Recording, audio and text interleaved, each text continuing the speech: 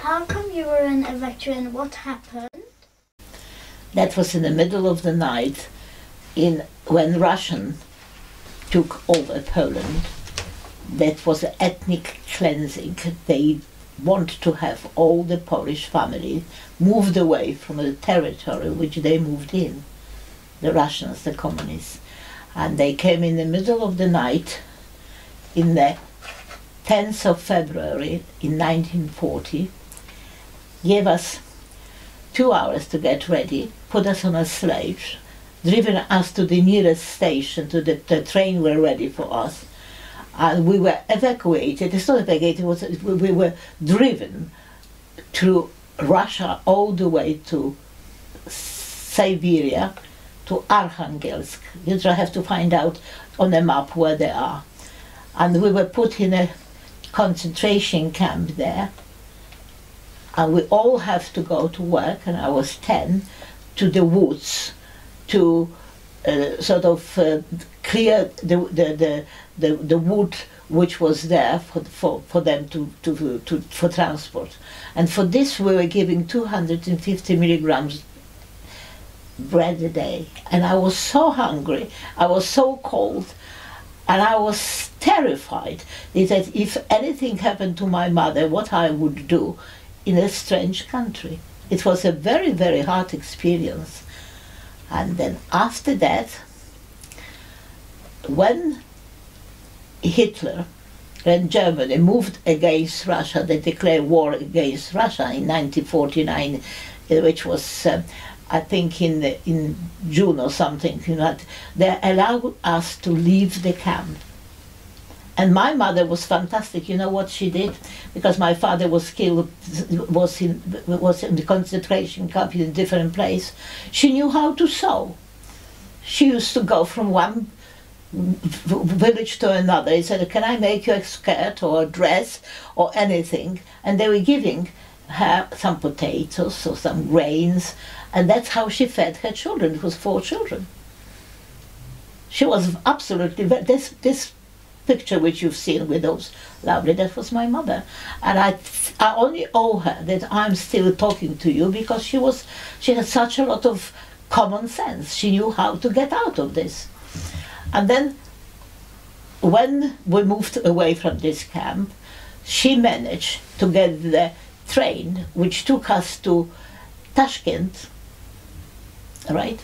You'll show him where Tashkent is, because the Polish forces were formed under British command to fight Hitler from the other side. And we were allowed to go to be near them, so we could, they provide us a little bit of food and everything.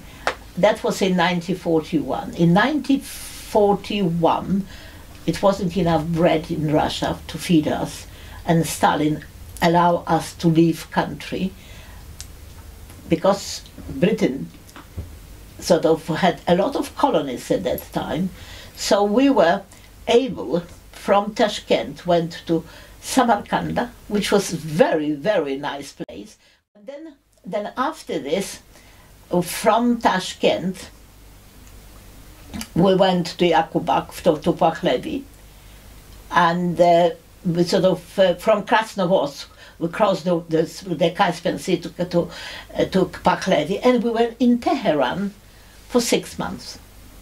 They moved the men to Egypt, to Israel, and there were they trained to fight Hitler and Mussolini at that time, and Franco. And the women with children were put in the camp, refugee camps. And I was in a refugee camp in Tehran, and from Tehran we moved into Karachi, which was at that time India, it was not Pakistan. And then after that, after 6 months there, we went to Africa. And I ended up near Kilimanjaro. And it was very, very nice for me, because I was only 12 years old and was very exotic, big in Africa, and see all these animals and everything. And that was quite nice, because where the war was in Europe, and people were killed left, right, and center. We were in a camp near Kilimanjaro, near Arusha, and I grew up there for 7 years. While I was there, I learned Swahili, and I liked this because it was far from all the bad things. I was warm, and I wasn't hungry. But when the war ended in 1945, politicians at that time, Churchill, Roosevelt, and Stalin, met in Yalta, and they gave in to Stalin half of Poland.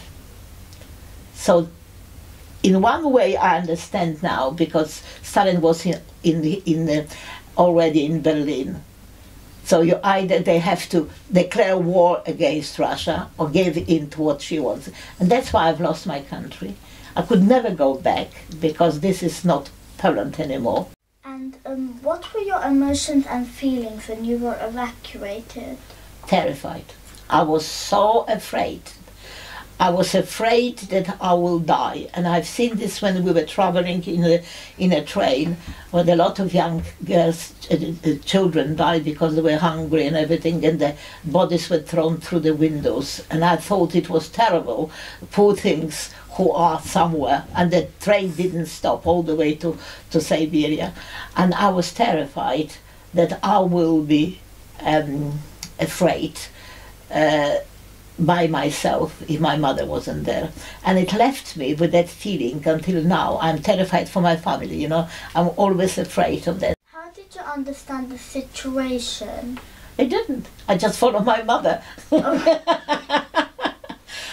I only knew after that why it happened. As you got older, you just find out what was happening, why the Hitler killed so many people. How did he manage to kill 9 million people, children and women in Auschwitz? You know, you don't know about this at all until you grow up. The next question is, do you remember any of your friends and what happened to them? If you know. I do remember. I do remember quite a lot of my friends, because in Africa the name was Tengeru, and we live in these little houses and everything. They organized the school, so we had a school. We used to go. Didn't have very much books and everything, but luckily we had people who were very clever, and they were teaching us what happened in history and everything. And then we sort of finished the school there. And most of these people, after the war, quite a lot of people orphans, because quite a lot of people died and left children. So we had 2 or 3 big orphanages there. And in 1947, I think, one of the priests, the communist regime from Poland came over. They wanted to take these children to Poland, and they all ran away to the bushes. They didn't want to go. They were afraid because they remember what happened. And then one of the priests organized these children, and they took them to different countries, and nobody wanted to do anything against Russia. So they end up, those orphanages, in Mexico. Did you ever go back to Poland, and who did you meet, and what were your feelings after you were there? I did go to Poland, but the Poland it wasn't Grodno, to the Poland which is there. I went to Warsaw, and because in Warsaw lived my mother-in-law and my husband's family. I did go there, and went few times when they were alive in Warsaw. They both dead. But the strange feeling for me is that it's not my country. I felt that in Warsaw, I couldn't find a street I used to know, or school I used to go, nothing. And I felt that all of a sudden the only thing that everybody speaks Polish. It doesn't connect me. It's a long time. It's 75 years since I left, you know, sort of all of a sudden you go to the country, it's just like went to Copenhagen or to Rome or something, nice place to see, and then I went to to the sort of, I could never go back to Grodno, or to place I was born, or my husband, because they would not allow us in. And I felt very sad, because I thought that we go home. Most of the displaced people who are driven, not through their own feeling, want to go home and at least see the school I used to go, or the house which I was born. But I didn't. And apparently on this, I went to Krakow, and I went to Auschwitz. And the Auschwitz was something which is very, very sad, because I could have been killed there as well. That Hitler has done some horrible thing to the people, and I hope that will never, ever be repeated.